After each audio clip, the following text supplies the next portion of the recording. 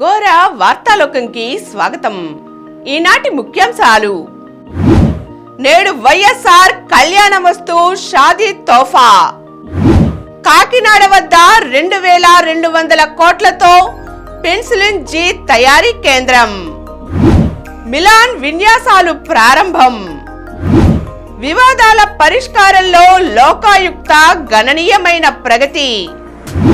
చర్చలు విఫలం. ఆందోళన కొనసాగించనున్న రైతులు. చనిపోతూ 35 మందికి, చనిపోయాక పలువురికి ప్రాణదానం. రోజుకో సూర్యుడి స్వాహ. స్కిల్ఫుల్ యువతను సిద్ధం చేస్తున్న స్కిల్ హబ్స్. మానసిక ఆరోగ్య సంరక్షణలో ఏపీ భేష్. గ్రహ శకలాలపై నీటి జాడలు. దానిమ్మతో ఆరోగ్యం పదిలం. ఈరోజు వార్తలను చూద్దాం. కాకినాడ వద్ద 2200 కోట్లతో పెన్సిలిన్ జీ తయారీ కేంద్రం. రాష్ట్రంలో మరో భారీ ఫార్మా సంస్థ ఉత్పత్తికి సిద్ధమైంది. చైనా నుంచి ఫార్మా దిగుమతులను తగ్గించడంలో భాగంగా కేంద్ర ప్రభుత్వం ప్రవేశపెట్టిన ఉత్పత్తి ఆధారిత ప్రోత్సాహకాలు స్కీమ్ కింద లిఫియస్ పేరుతో అరబిందో గ్రూప్ పెన్సిలిన్ జీ తయారీ కేంద్రాన్ని ఏర్పాటు చేసింది. పెన్సిలిన్ తయారీలో కీలక ముడి పదార్థంగా పెన్సిలిన్ జీని వినియోగిస్తారు. కాకినాడ సమీపంలోని తొండంగి వద్ద 250 ఎకరాలలో సుమారు 2205 కోట్లతో ఏర్పాటు చేసిన ఈ యూనిట్ శరవేగంగా నిర్మాణాన్ని పూర్తి చేసుకుంటోంది. ఈ కర్మాగారంలో ఏటా 15,000 టన్నుల పెన్సిలిన్ జీ యూనిట్, 2,000 టన్నుల సామర్థ్యంతో 7ACA యూనిట్ను అరబిందో గ్రూప్ ఏర్పాటు చేసింది. ఈ యూనిట్లో 3,000 మందికి ప్రత్యక్షంగా ఉపాధి లభించనుంది. ఈ ప్లాంట్ వాణిజ్య ఉత్పత్తికి సిద్ధమవడంతో లిఫియస్ ఉద్యోగ నియామకాలు చేపట్టింది. BSc, MSc, BTech, biotechnology, microbiology కోర్సులు పూర్తి చేసిన వారిని వాక్-ఇన్ ఇంటర్వ్యూ ద్వారా ఎంపిక చేయనున్నట్లుగా ప్రకటించింది. నేడు వైఎస్ఆర్ కళ్యాణమస్తు షాదీ తోఫా.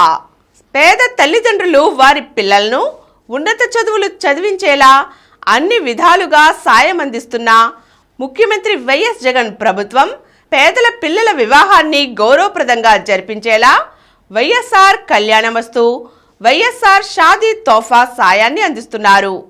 పథకం ప్రారంభించినప్పటి నుండి క్రమం తప్పకుండా ప్రతి త్రైమాసికానికి అందిస్తున్న ఈ సాయాన్ని ఈరోజు మరోసారి అమలు చేస్తున్నారు.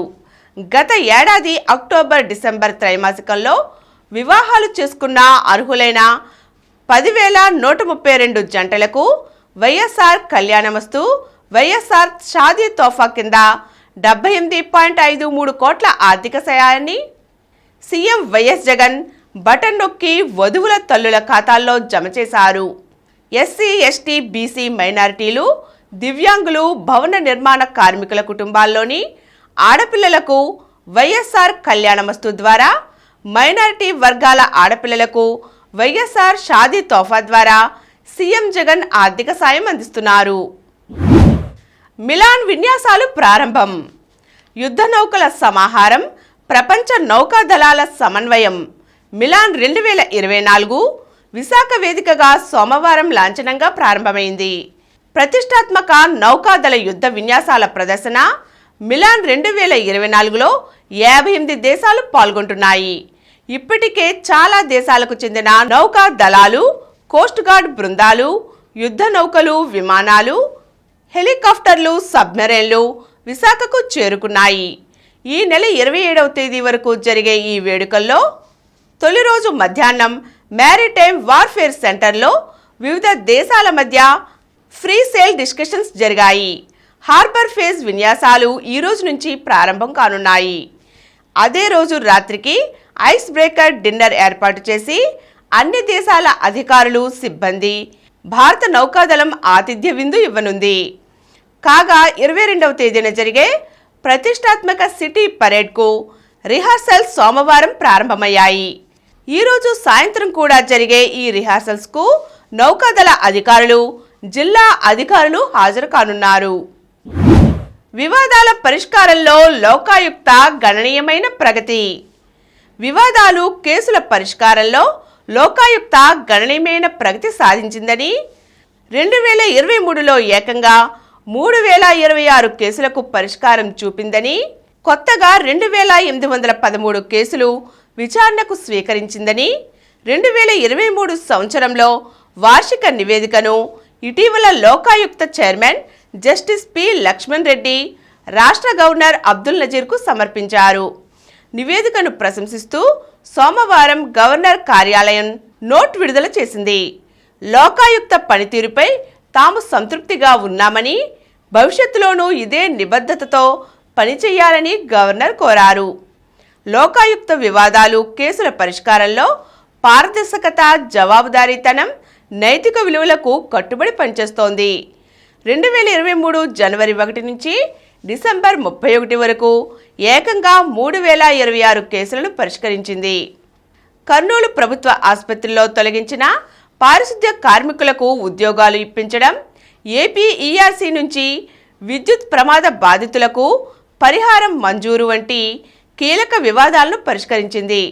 చట్ట వ్యతిరేక కార్యకలాపాలు అరికట్టేందుకు ప్రభుత్వ భూములు, నీటి వనరుల సంరక్షణకు ముందస్తు చర్యలు చేపట్టింది.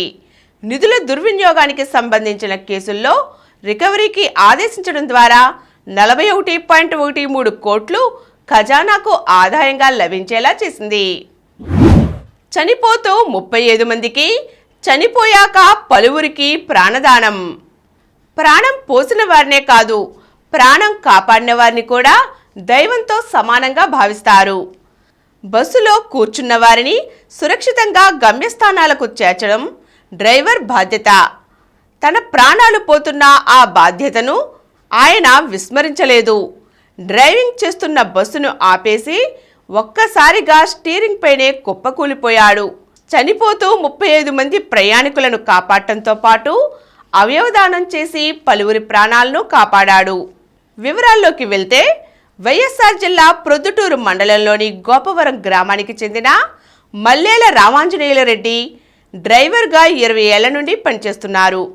ఆయనకు భార్య లక్ష్మీదేవితో పాటు పూజిత ఇంటర్, సౌమ్య 9వ తరగతి చదువుతున్న 2 కుమార్తెలు ఉన్నారు. భార్య కూలి పనికి వెళ్తుంటుంది. ఈ నెల 14న రాత్రి 35 మంది ప్రయాణికులతో ఆయన హైదరాబాద్ నుంచి ప్రొద్దుటూరుకు బయలుదేరారు. 15న ఉదయం నంద్యాల జిల్లాలోని చాగలమర్రి వద్ద ఉన్న టోల్ గేట్ సమీపంలోకి రాగానే డ్రైవర్ రామాంజనేయ రెడ్డి బస్సును ఆపారు. కొద్దిసేపటి తరువాత బస్సులోని సిబ్బంది, ప్రయాణికులు క్యాబిన్లోకి వెళ్లి చూస్తే అతను స్టీరింగ్ పైనే పడిపోయి ఉన్నారు. ఎంత పిలిచినా పలకపోవడంతో చాగలమర్రిలోని ఆసుపత్రికి తీసుకువెళ్లారు. పూర్తి స్థాయిలో పరీక్షించిన వైద్యులు బ్రెయిన్ డెడ్ అయి చనిపోయినట్లుగా చెప్పారు. దీంతో జీవన్ దాన్ బృందం సలహా మేరకు పుట్టెడు దుఃఖంలోనూ భార్య లక్ష్మీదేవి భర్త అవయవాలను దానం చేయడానికి అంగీకరించారు. రోజుకో సూర్యుడి స్వాహ. విశ్వంలో అత్యంత ప్రకాశవంతమైన క్వాసార్ను శాస్త్రవేత్తలు కనుక్కున్నారు. దాని నడిభాగంలో ఒక భారీ కృష్ణబిలం ఉంది. ఇది చాలా వేగంగా ఎదుగుతోంది. ఇది నిత్యం సూర్యుడంత పరిమాణంలోని పదార్థాన్ని స్వాహా చేస్తున్నట్లుగా వెల్లడైంది. ఆస్ట్రేలియా శాస్త్రవేత్తలు దీన్ని గుర్తించారు. ఈ క్వాసార్ రికార్డు స్థాయిలో మన సూర్యుడి కన్నా 500 లక్షల కోట్ల రెట్లు ఎక్కువగా వెలుగు ఎనుతోంది. దీనికి ఆయువులూదుతున్న కృష్ణబిలం భానుడి కన్నా 1700 కోట్ల రెట్లు పెద్దగా ఉంది. ఈ కృష్ణబిలం చుట్టూ చేరుతున్న వాయువులు సుడులు తిరుగుతూ అంతరిక్ష తుఫాన్లు తలపిస్తున్నాయి. ఇది విశ్వంలోని అత్యంత విస్ఫోటకర ప్రదేశమని పరిశోధనకు నాయకత్వం వహించిన క్రిస్టియన్ వుల్ఫ్ తెలిపారు. నిజానికి ఈ క్వాసార్ను 1980 నాటి స్కై సర్వేలో యూరోపియన్ సదరన్ అబ్జర్వేటరీ గుర్తించింది. అయితే దానిని అప్పట్లో ఓ నక్షత్రంగా భావించారు. అది క్వాసార్ అని ఆస్ట్రేలియా, చిలీలోని టెలిస్కోప్లతో పరిశీలించినప్పుడు తాజాగా వెల్లడైంది. అది మనకు 12 బిలియన్ కాంతి సంవత్సరాల దూరంలో ఉంది. విశ్వం ఏర్పడిన తొలినాళ్లలోనే ఇది కూడా జలించి ఉంటుందని భావిస్తున్నారు. నక్షత్ర మండలంలో అత్యంత క్రియాశీల, దేదీప్యమాన కేంద్ర భాగాలను క్వాసార్లుగా పేర్కొంటారు. మానసిక ఆరోగ్య సంరక్షణలో ఏపీ భేష్. ప్రజల మానసిక ఆరోగ్య సంరక్షణకు ఏపీ ప్రభుత్వం తీసుకుంటున్న చర్యలు బేషుగ్గా ఉంటున్నాయని కేంద్ర ఆరోగ్య కుటుంబ సంక్షేమ శాఖ ప్రశంసించింది. దేశంలో మానసిక అనారోగ్యంతో బాధపడుతున్న వారికి సేవలందించడం, వారి హక్కులను కాపాడటమే లక్ష్యంగా మానసిక ఆరోగ్య సంరక్షణ చట్టాన్ని 2017లో కేంద్ర ప్రభుత్వం అమల్లోకి తెచ్చింది. ఈ చట్టం అమలుపై రాష్ట్రాలకు పలు మార్గదర్శకాలు ఇచ్చింది. కాగా చట్టం అమల్లో భాగంగా సీఎం జగన్ ప్రభుత్వం అవలంబిస్తున్న విధానాలను ఇతర రాష్ట్రాలకు ఆదర్శంగా ఉన్నాయని ఇటీవల ఢిల్లీలో నిర్వహించిన నేషనల్ మెంటల్ హెల్త్ వర్క్షాప్లో కేంద్ర ఆరోగ్య శాఖ కితాబిచ్చింది. మన రాష్ట్రం అవలంబిస్తున్న విధానాలను త్వరలో ప్రత్యేకంగా తెలుసుకుంటామని కేంద్ర ఆరోగ్య శాఖ అడిషనల్ సెక్రటరీ ఎల్ఎస్ చాంగ్సన్ పేర్కొన్నారు. చర్చలు విఫలం, ఆందోళన కొనసాగించనున్న రైతులు. కనీస మద్దతు ధరకు చట్టబద్ధత తదితర డిమాండ్లపై కేంద్ర ప్రభుత్వానికి రైతు సంఘాలకు మధ్య ప్రతిష్టంభన కొనసాగుతోంది. సమస్య పరిష్కారానికి కేంద్ర మంత్రుల కమిటీ చేసిన తాజా ప్రతిపాదనలను కూడా రైతు సంఘాల నేతలు తిరస్కరించారు.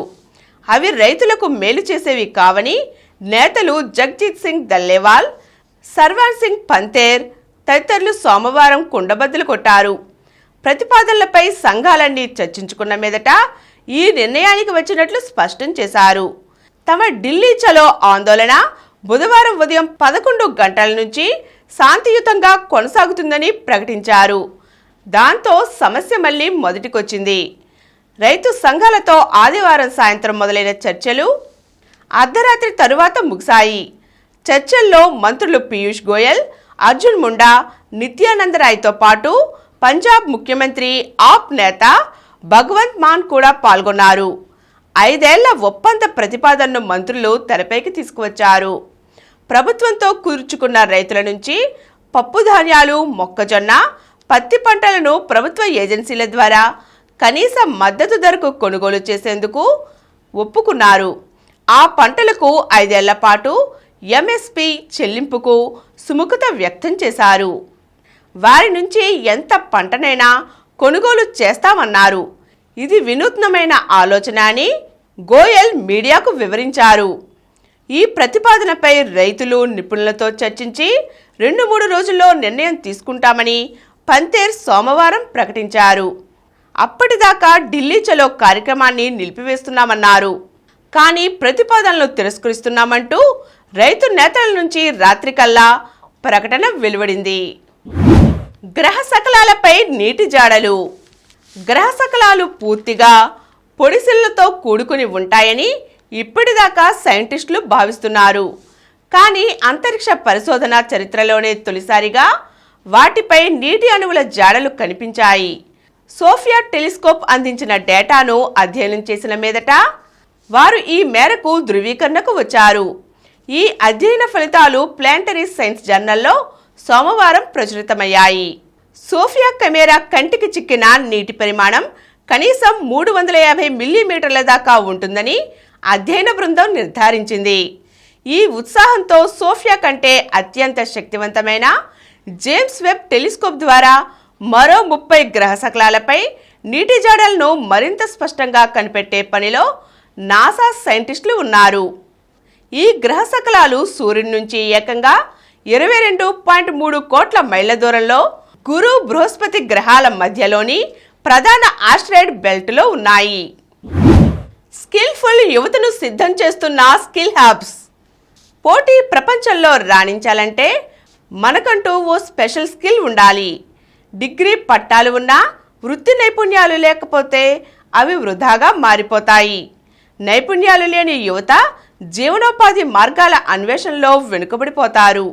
ఇలాంటి వారి కోసం ఆంధ్రప్రదేశ్ ప్రభుత్వ నైపుణ్యాభివృద్ధి శిక్షణా సంస్థ వృత్తి నైపుణ్యాలతో పాటు జీవన నైపుణ్యాలను పెంపొందించేందుకు స్కిల్ హబ్స్ ఏర్పాటు చేసింది. వీటి ద్వారా పరిశ్రమలకు అవసరమైన మానవ వనరులను తీర్చిదిద్దుతోంది. కేవలం స్కిల్ పెంచడమే కాకుండా వారికి జాబ్ ప్లేస్మెంట్స్ కూడా కల్పిస్తోంది. జిల్లాలో ఏర్పాటైన స్కిల్ హబ్స్ సత్ఫలితాలు ఇస్తున్నాయి. యువత కంపెనీలకు అవసరమైన నైపుణ్యాలను పెంపొందించుకుని అనేక జాబ్ మేళాలలో ప్రముఖ కంపెనీలలో పాల్గొని తమకు అనువైన ఉద్యోగాలను సాధించుకుంటున్నారు. ఈ మేళాలలో స్కిల్ హబ్లో శిక్షణ పొందిన వారితో పాటు ఇప్పటికే ఇంజనీరింగ్, డిగ్రీ వంటి ఇతర కోర్సులు పూర్తి చేసిన వారు మొత్తం 2044 మంది యువతకు ఉద్యోగ ఉపాధి అవకాశాలు లభించాయి. స్కిల్ హబ్స్లో శిక్షణ పొందిన వారికి ప్రత్యేకంగా ప్లేస్మెంట్ అవకాశాలు కల్పిస్తుండటంతో అభ్యర్థులు స్కిల్ హబ్స్లో శిక్షణ పొందేందుకు విరివిగా హాజరవుతున్నారు. దానిమ్మతో ఆరోగ్యం పదిలం. దానిమ్మలో పోషకాలు పుష్కలంగా ఉంటాయి. దానిమ్మని గింజల రూపంలోనైనా జ్యూస్ రూపంలోనైనా తీసుకున్నా ఒకే విధమైన ఫలితం కలుగుతుంది. దానిమ్మలో యాంటీ ఆక్సిడెంట్లు పుష్కలంగా ఉంటాయి. వీటిలోని సమ్మేళనాలు ఫ్రీ రాడికల్స్ అస్థిర అణువులకు వ్యతిరేకంగా పోరాడతాయి. సెల్ డ్యామేజ్ని నివారిస్తాయి. ప్రతిరోజు దీన్ని తీసుకోవడం వల్ల ఆక్సీకరణ ఒత్తిడితో పోరాడి ఆరోగ్యాన్ని మెరుగుపరుస్తాయి. దానిమ్మ రసం తాగడం వల్ల గుండె ఆరోగ్యానికి మేలు చేస్తుంది. ఇందులోని అధిక యాంటీ ఆక్సిడెంట్ కంటెంట్ రక్తపోటుని తగ్గిస్తుంది, కొలెస్ట్రాల్ స్థాయిలను తగ్గిస్తుంది, మొత్తం గుండె పనితీరుని మెరుగుపరుస్తుంది.